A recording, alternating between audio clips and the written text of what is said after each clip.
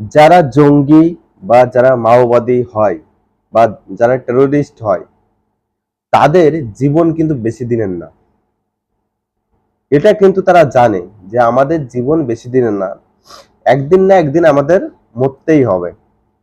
যে কোনো বিষয়ে যে কোনো দেশ আমাদের কিন্তু যখন তখন মেরে দিতে পারে। তবুও কেন এইসব কার্যকলাপ এরা চালিয়ে যায় বা এইসব সৃষ্টি করে, এটার পিছনে কি রিজন আছে? বা এটা কোনো তো একটা রিজন থাকবে যে আমি ভারতের উপর আক্রমণ করব বা আমি পাকিস্তানের উপর আক্রমণ করব। সেই আক্রমণ করার কোনো তো একটা রিজন থাকবে। রিজন ছাড়া যদি কোনো কোনো দেশ বা কোনো মানুষ কোনো জাতির উপর, কোনো মানুষের উপর, কোনো দেশের উপর দুর্ঘটনা ঘটায়, তাহলে কিন্তু তার কড়া জবাব দেওয়া উচিত। এবার কথা হচ্ছে, এই যে ভারত পাকিস্তানের যুদ্ধ হচ্ছে, এর মূলে কি? ভারত কি কাশ্মীর নিতে চায়? এই সরি, পাকিস্তান কি কাশ্মীর নিতে চায়? সে তো কাশ্মীরের কিছুটা পেয়ে গেছে। যুদ্ধের সময়, ভাগাভাগির সময় সে কিছুটা কাশ্মীর দখল করে রেখেছে। তারপরেও কি তার এই পুরো কাশ্মীরটা চাই? তার মনের মানসিকতা কি? ভারত আর পাকিস্তানের মধ্যে এত যুদ্ধ কেন হচ্ছে? এর কোনো না একটা কোনো রিজন তো থাকা উচিত। যে উচিতটা কাশ্মীর, যত ইস্যুটা কিন্তু এই কাশ্মীরকে নিয়ে। কাশ্মীর যদি পাকিস্তানকে ছেড়ে দেওয়া হয়, তাহলে কি পাকিস্তান আর ভারতের সাথে যুদ্ধ করবে না? এখন এর বিষয় আমার বলা অসম্ভব। আমার বলা অসম্ভব এই কারণেই, কারণ যত টেরোরিস্ট হামলা বা যত কিছু হয় কাশ্মীরের মধ্যে হয় আর কাশ্মীরকে নিয়ে হয়। তার মানে এটা বোঝা যায় যে পাকিস্তানের মূল উদ্দেশ্য কাশ্মীর নেয়া আর কাশ্মীরের মানুষকে নিজের আয়ত্তে নেয়া। এটা আমার যে ধারণা, এটা আমার যে ধারণা যে কাশ্মীরটাকে তাকে নিজেদের দখলে চায়, প্লাস কাশ্মীরের যে মানুষ আছে যাতে পাকিস্তানের কথা মতন চলে বা পাকিস্তানের মানুষের মতন চলে, সেটাই চাই হচ্ছে পাকিস্তানি লোকজন। না হলে আরো কত রাজ্য আছে সেখানে কোনো নাশকতা হয় না, জঙ্গি অ্যাটাক হয় না, সব পড়ে সেটা কাশ্মীরে হয়। কাশ্মীর এমন একটা জায়গা যেখানে সৌন্দর্যে ভরপুর, যার প্রাকৃতিক সৌন্দর্য এতটা সুন্দর, বা সেখানে ভালো ভালো জিনিসগুলো, যে ফলগুলো আমরা খাই সেই কাশ্মীর থেকেই আসে।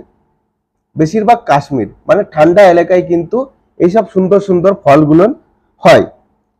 তো সেই জায়গার অপূর্ব সৌন্দর্য বা আর কাশ্মীর এমন একটা জায়গা যেখানে মানুষ ঘুরতে গেলে নিজের মধ্যে একটা বেশ সৌন্দর্য অনুভূতি ফিল করে। সেই জায়গাটা নিয়ে এত মানে মারামারি, কাটাকাটি, খুনোখুনি, ঝগড়াঝাটি প্রতিনিয়ত হয়েই চলেছে, প্রতিনিয়ত সেটা নিয়ে হয়েই চলেছে। তো এটাকে বন্ধ করতে গেলে একবার একবার খুব বড় করে একটা যুদ্ধ করতে হবে। একবার খুব বড় করে যুদ্ধ করতে হবে। হয় ভারত সেই যুদ্ধে পরাজয় করবে, না হলে সেই যুদ্ধে পাকিস্তান পরাজয় করবে। যে কোনো একজন পরাজয় করবে। আর সেই যুদ্ধে হয় ভারতের জয় হবে, নয় পাকিস্তানের জয় হবে। এরকম যুদ্ধ করতে হবে যাতে পৃথিবীতে যুদ্ধের নাম শুনলেই মানুষ ভয় পায়। যুদ্ধের নাম শুনলে মানুষ ভয় পায়। এই যে সবাই বলে না যে পারমাণবিক যুদ্ধ করাটা ঠিক না মানব জাতির পক্ষে। আমি এখন যা দেখছি যে এই যে এইভাবে চলার থেকে একবার একটা পারমাণবিক বোমা মেরে দিলে সব দেশই ঠান্ডা হয়ে যায়। কিন্তু আপনি দেখবেন সব দেশই ঠান্ডা হয়ে যায়। এই যে আজকে 10 জন মারা যাচ্ছে, কালকে 10 জন মারা যাচ্ছে, কালকে 20 জন মারা যাচ্ছে, এই করে করে প্রত্যেক বছর মানুষ মারা যেই যাচ্ছে। দেশের মধ্যে একটা বিশৃঙ্খলা সৃষ্টি হচ্ছে, একটা প্রশ্নের মুখে পড়ছে দেশবাসী ঠিক আছে? তো এই সব না করার থেকে একবার একটা পারমাণবিক বোমা মেরে দিক, মেরে দিয়ে একবারে সে দেশও ঠান্ডা হয়ে যাক, আমাদের দেশও ঠান্ডা হয়ে যাক, দুই দেশের যদি মেরে দেয়, দেখা যাচ্ছে আমরা যদি মারি পাকিস্তান তো ছাড়বে না, আমাদের আমাদের দেশেও পড়বে, তাহলে আমাদের দেশের মানুষও ঠান্ডা হয়ে যাবে, আবার পাকিস্তানের দেশের মানুষও ঠান্ডা হয়ে যাবে, তাহলে আর অসুবিধা হবে না, ঠিক না?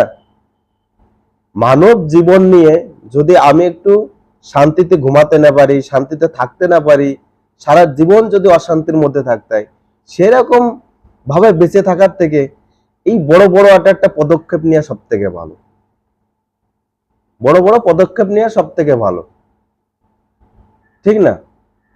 আর পাকিস্তান এমনি নিজেরা খেতে পায় না, নিজেদের পরিস্থিতি এতটা খারাপ যে একটা শিক্ষার উন্নয়ন নেই।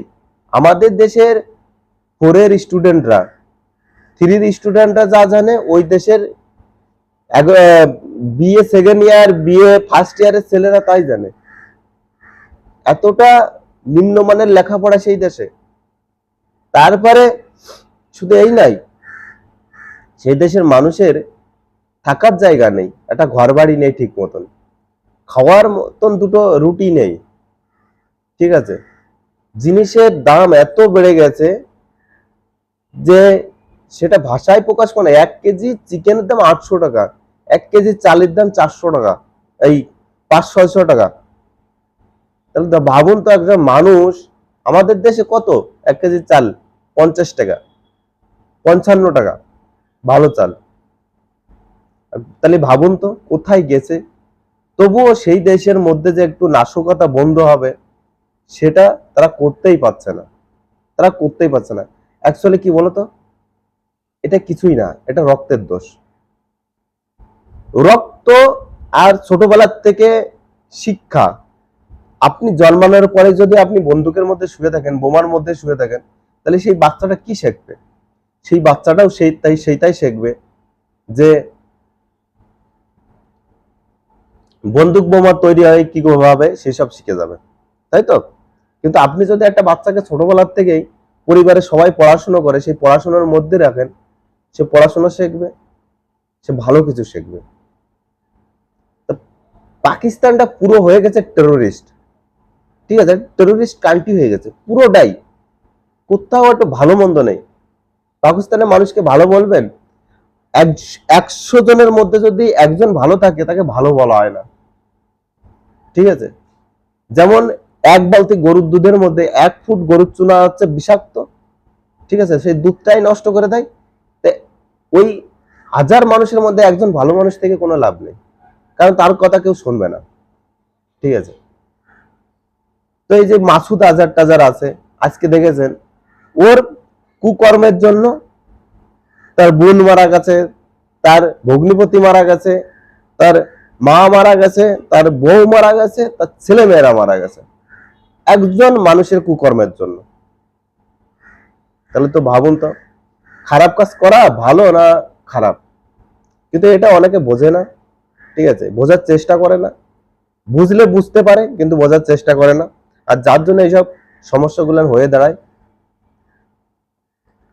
তো আমি তো চাবো, যতদিন